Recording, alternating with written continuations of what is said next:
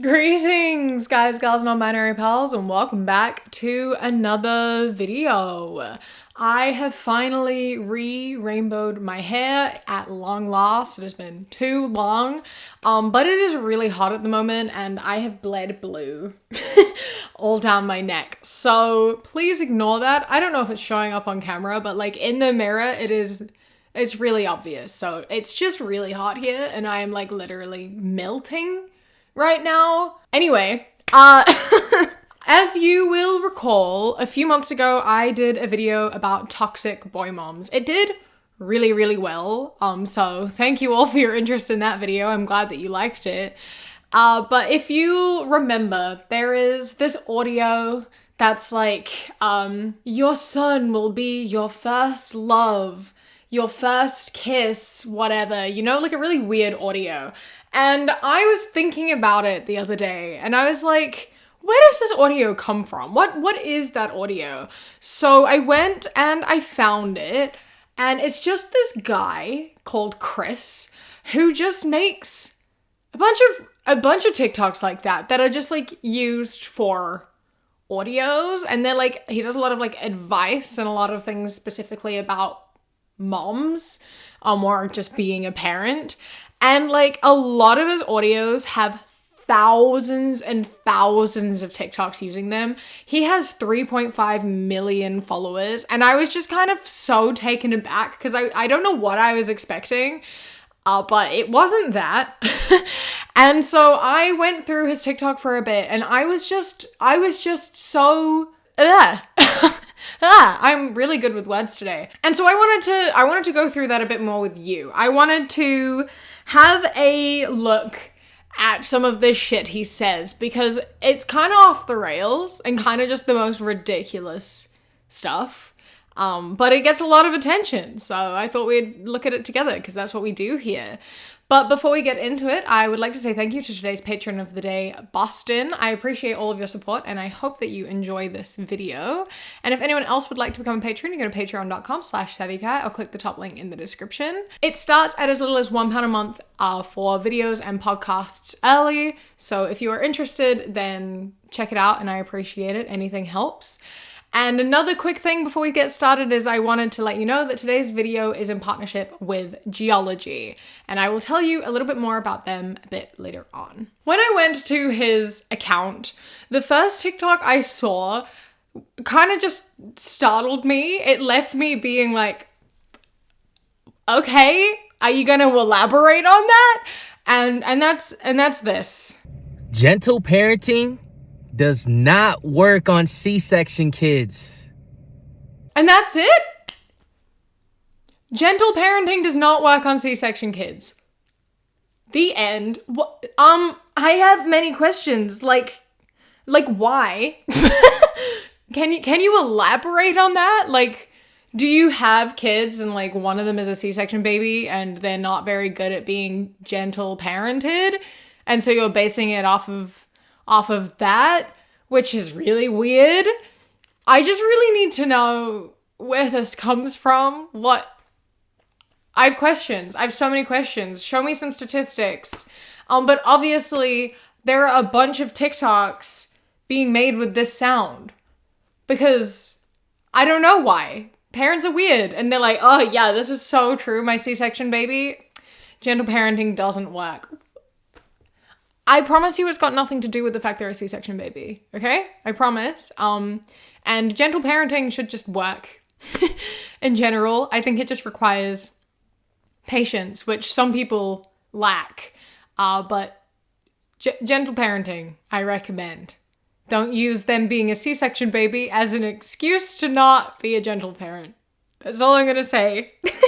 And he has hundreds of these, like I said, right? Like this is pretty much his entire account is this. And then every now and then clips of him talking about women in a podcast, because of course he has a podcast where he talks about women. Of course he does. Of course he does. So that's, yeah, we're in for a treat, right? So here's another example of him just saying shit. When you see two sisters, just know the short one is always the oldest. No, No, nothing further. No. Do you have...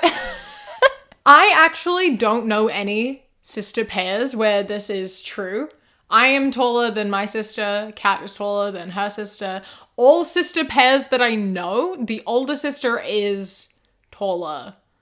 And I mean, I'm not going to call that a general rule because I'm 1,000% sure that it doesn't make a difference.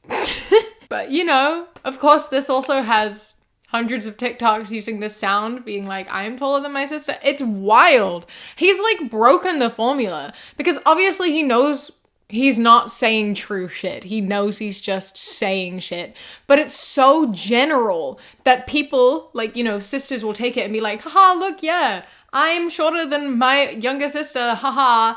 And it's wild that he's managed to do this and has found like an audience for it. And that so many people use these generic ass audios to be like, yeah, look, I'm shorter than... Wild. So interesting to me. So interesting to me. And like this has 3.5 million views, by the way. This TikTok, this has 3.5 million views. And I just need to know why.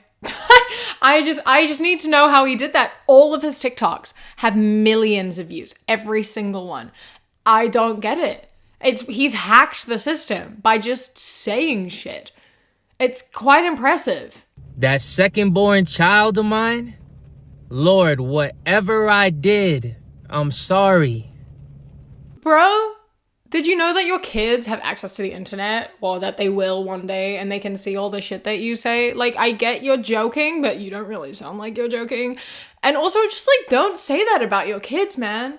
Oh, Lord, I'm so sorry. I can't believe you gave me such a difficult child. I wish I was better.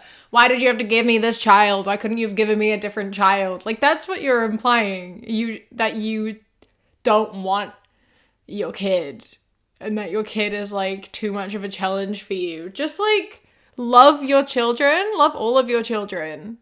And don't complain that, like, you wish you'd have been given a different child. Because that's fucked up. And I feel really sorry for that kid. This has 5,274 TikToks using this sound. 5,274 videos of parents, like, filming their second child misbehaving and effectively being like, yeah, this fucking child, fuck this kid in particular. Why? Guys, don't do that. Firstly, I don't think we should be just filming our kids misbehaving and then posting them on the internet for the lols. I don't really like that as a whole thing. And then to use an audio that's being like, I like my other kids better, effectively, is kind of fucked up. And I just don't think you should do that. Just there's a thought. And it's one thing to say that your child is a handful. It really is. It is one thing to say your child is a handful and being a parent is hard.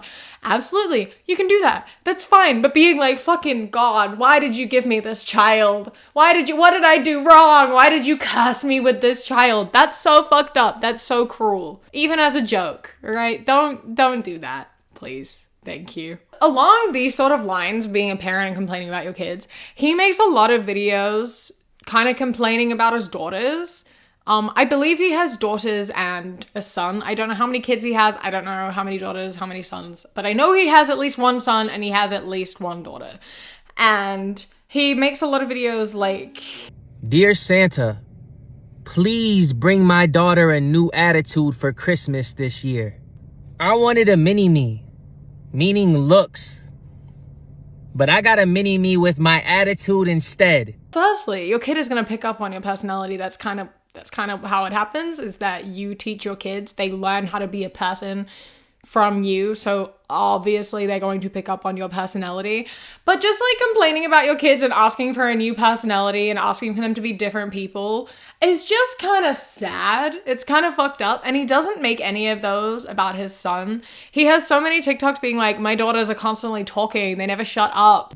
Now I love my daughter, but she hasn't stopped talking since she learned how. And then all of his videos about his son are just like, son, I love you.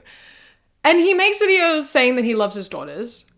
Yes. But he also just has a ton that are like borderline misogynistic towards them. And like, he doesn't have any like that about his son. He doesn't have any complaints about him. An example of this like subtle misogyny is this.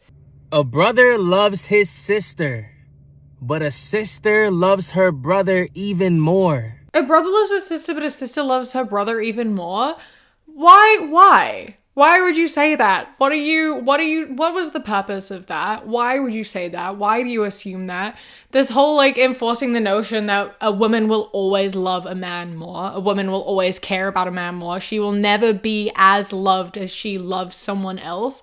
It's just kind of fucked up. Boys will love their sisters, but girls will love their brothers. Like, it's a weird thing to enforce and to say when, you know, there should be equal love there and it shouldn't be gendered at all. We're all different. We all have different capacities for love and we all feel love differently and have different relationships. And that's got nothing to do with gender. And it's really weird to uphold that through your children, saying that like, your girls are always going to love your boys more and teaching them that no one is ever going to love them as much as they love, which is fucked up because you should tell your daughters that, you know, someone is going to love them just as much as they love them because that is what they should have. They should never settle for less than that. You should love someone who loves you the same amount. You should always give an equal amount of yourself to someone.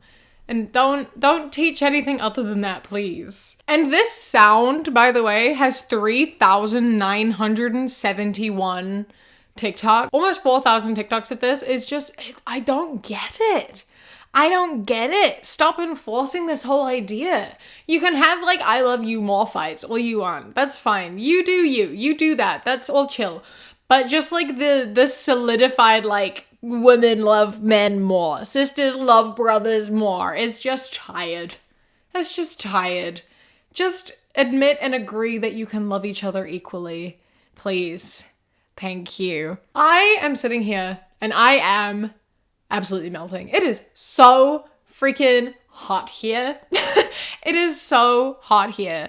And because of how hot it is, I am very sweaty and I didn't want to wear my makeup today, but I was like, no, you know, it gets me into the right mindset. I will put on my makeup and I'm glad that I did because it looks cute today. And with all that being said, I would like to take a moment to tell you about today's sponsor, Geology. Geology is a 22-time award-winning skin, hair, and body care company that create a skincare routine that is catered just for you.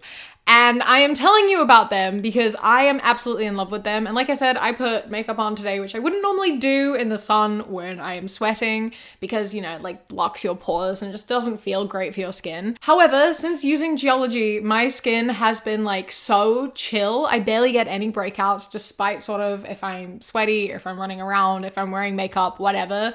And I have very sensitive skin and I'm very prone to breakouts, but it's been easy. It's been great. Geology has genuinely helped my skin so much. So how it works is you fill out a survey that lets them know a bit about your skin type and sensitivity and such. And then it will curate the perfect little package of what is going to work best for you. And each one includes face wash to use morning and night. And then for the morning, you will get a morning moisturizing lotion. And for the evening, you will get an eye cream and a retinol, which I am in love with. I love this retinol so much. It's actually a lifesaver. It is so velvety smooth. It makes my skin feel incredible. I love putting it on. I love how it feels. I love how my face feels when I put it on. Oh, I am obsessed with it. I also opted to get a little extra on the side, spruce it up a little bit, which is a vitamin C and E serum, which is fantastic. Basically, how they all work is, if you aren't aware, retinol works to speed up the skin cell turnover to help with like acne and dark spots and acne scarring. If you are interested in Geology, which you absolutely should be, I again will never recommend it enough, then you can use the QR code up on screen right now or the link in the description with the code KIWI70 and you will get 70% off a skincare trial set and then a big discount on extra things that you add to the side as well. So it is a fantastic deal. I highly recommend you take me up on it. It's genuinely fantastic.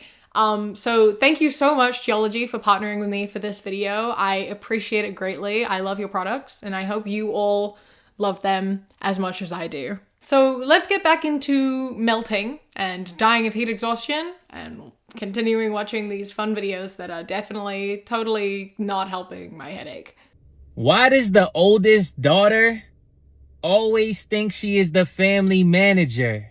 Because, sir, we are put in that position. We are kind of forced into the role of being family manager. It's not something we choose for ourselves. It is a position that we are put in. We are given a secondary mother role, effectively, where we kind of do have to manage the family. It is something that a lot of oldest daughters experience, and it's not something any of us particularly want to experience, but we have this need to, you know, gain approval, and also we have the instinct to want to look after those who are younger than us, because a lot of the time, you know, people are neglected or they're unhappy or there's other shit going on at home or whatever. You're often put in a position of having to take on more responsibility when you're younger because your parents are occupied with your younger siblings, and then you also have to look out for them, and you also have to look out for yourself. And it's not something anyone chooses. It's something that is forced upon you. And not all oldest daughters go through that. So if your oldest daughter is like that, there's probably a reason why. And it's probably something that you as a parent have to work on and change about your parenting style and how you are treating your children and the situation at home. I was actually thinking of making a video about this. I think someone recommended it to me on my Toxic Boy Moms video of like oldest daughter syndrome, because it's quite interesting. I actually started doing it and then I was like, it was feeling a little bit too personal. So I stopped. But if anyone would be interested in me doing a video about like oldest daughter syndrome, let me know and maybe I will do that. In which case I will leave this one here and we can have a whole discussion about that later on. We really have a whole era of men that don't want to protect and provide.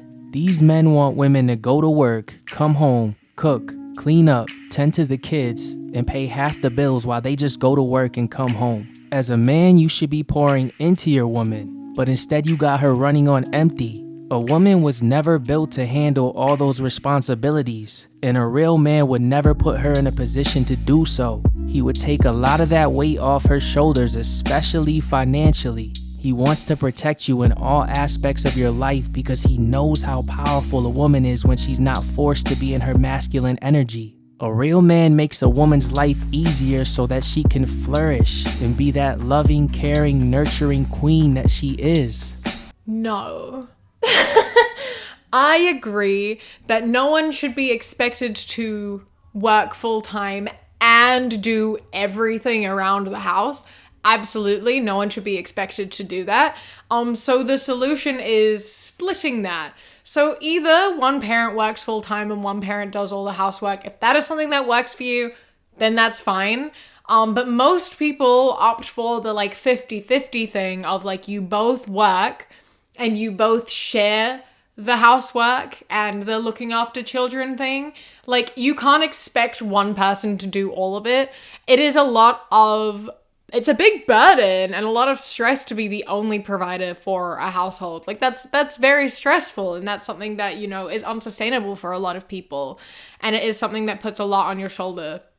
And like, you know, having your entire family relying on your income is like, it's a big weight to handle. So it's good when you have two people working. It adds an extra layer of stability and security. And then on top of that, you know, housework is a lot. It's a lot. Looking after the kids, running chores and running errands and stuff, that is not something that is easy. And it's not something that's unstressful. Like, a woman staying at home isn't going to be not stressed. It's a very stressful thing. Being a stay-at-home mom, it's a 24/7 job, you know, having all of that responsibility. And even if you are working full-time and you have a stay-at-home wife, you should still help out with those chores and things when you can, because, you know, it's a lot. There's a lot to take on too. You should be looking after one another and holding each other up and helping each other when it's needed. You should be each other's support person. You should be offering help in whatever regard. And you don't have to be giving more financially as a man. You absolutely don't have to be doing that. A woman can earn more than her partner. You can have a stay-at-home husband. You can have a stay-at-home dad. Like, that's totally fine too. Figure out what's going to work best for you and your relationship, but it doesn't fall on any one person. It's not a man's job to do anything. It's not a woman's job to do anything. It is a people's job to figure out a relationship that works best for them and communicate that with one another. Men aren't obsessed with women anymore, and it's weird. These men are more into themselves than they are women. They expect a woman to buy them flowers and chocolate. In their mind, they're the catch, and women should chase them. But that was never how it was intended to be. As men by nature, we are hunters. Women are the catch. We gotta put the work in. But these men are too self-absorbed, and they expect a woman to do everything. I'm sorry, did I hear you correctly there? Men are hunters and women are the catch? I'm sorry, did you hear the words in your head before you said that? Do you realize what you just said? Do you understand? Did you process that? Did those words like move around in your brain before you let them come out of your mouth? Do you realize how fucked up it is to say that men are hunters and women are their prey, effectively, is what you said? You realize how, like, abusive that sounds, right? You realize that hunters, like, attack and kill their catch, right?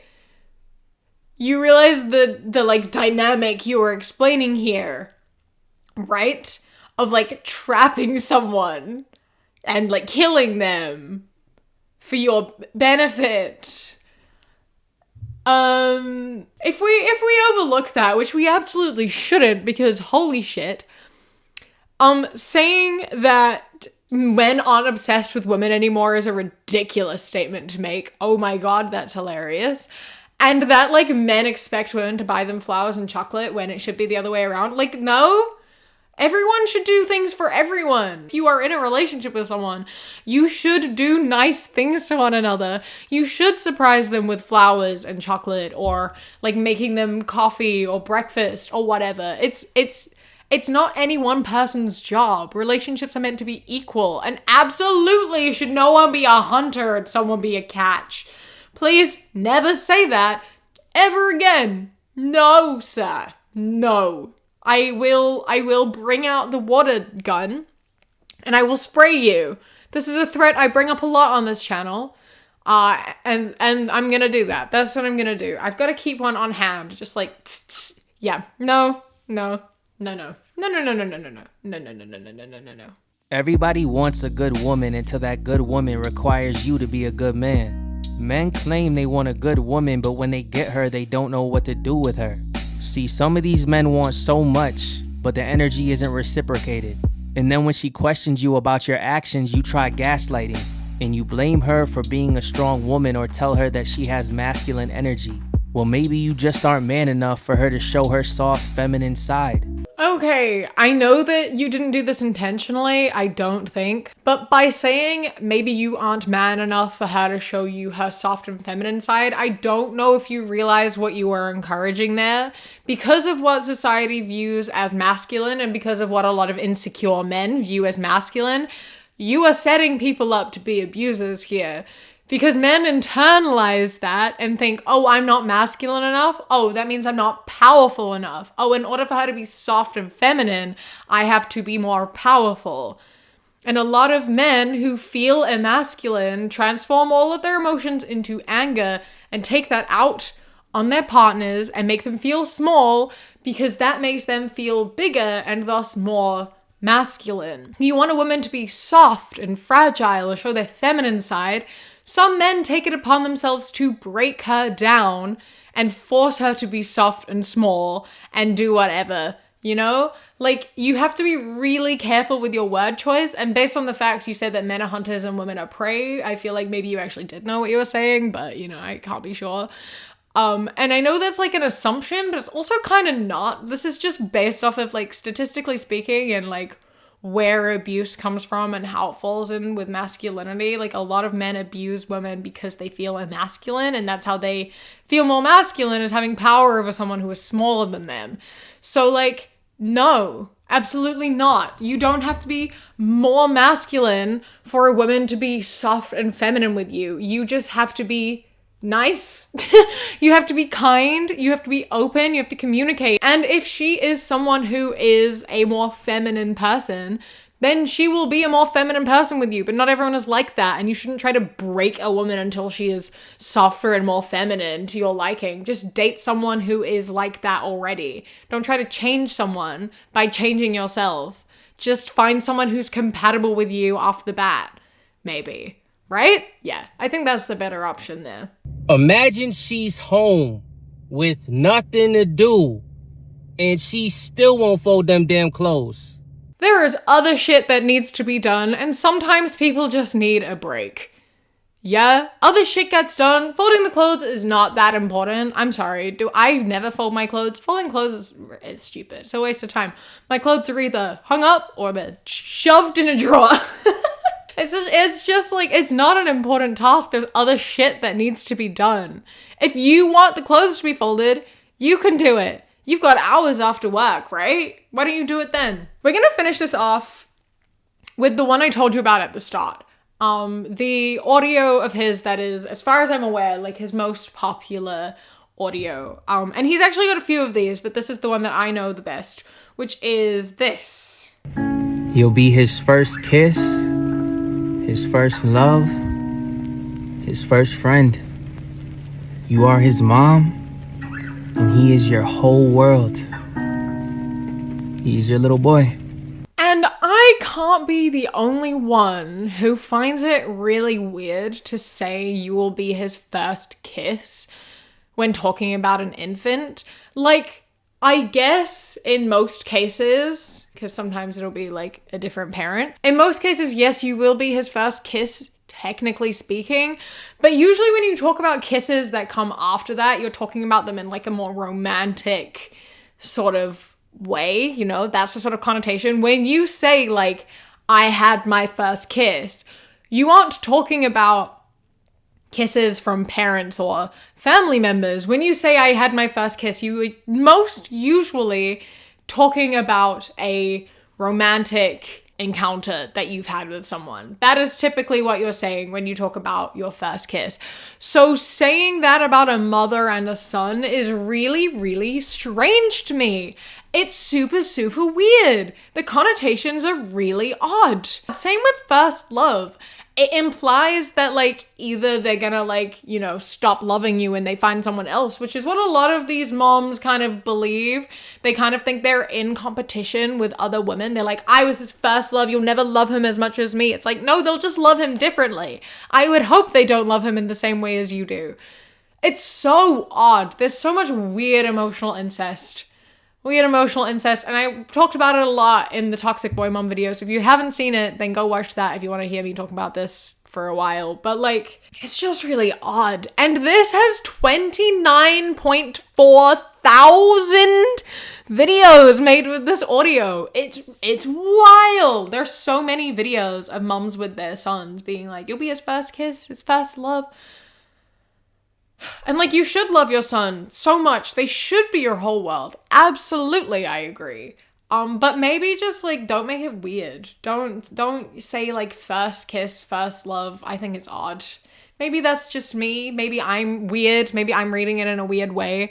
But it's just weird specifically as well because I know the type of moms a lot of these people are, and they are the type of people who go on and like, you can't date other girls because I'm the only woman in your life. And it's so odd. So odd. Just be normal. Love your children equally. And don't think that you were in competition with romantic partners because you're not. That's really weird to think. So I'm going to end the video here. I hope that you had a good time. I hope that you enjoyed this mess. Yeah, he's an interesting character for sure. Don't forget to leave a like and subscribe. I am here twice a week and I would love to see you again. A massive thank you to my Sprout and Above patrons, whose names are up on the screen right now. And a huge thank you to my Kiwi Cat patrons. Toulouse, Bobby, Josh, Mandy, Robbie, Ikazel, Jessica, Eldo, Ida, Queer Corey, Raven, Danielle, Elias, Evie, Rin, Jewel, Sparrow, Apollo, Tiller's Trying, Matto, and Chris. I love and appreciate you all so much. Thank you so much for joining. And if you would like to become a patron, you go to patreon.com/savvycat or click the link in the description. For as little as £1 a month, you get my videos a day early, as well as podcasts a week early. And then for £3 and up, you get things such as outtakes, bonus mini podcasts, live streams, outtakes, and more. Don't forget to follow me on Instagram, The Queer Kiwi, and Twitter, That Queer Kiwi. I hope that you enjoy the rest of your day. Stay safe. Keep fighting. I love you. Mwah.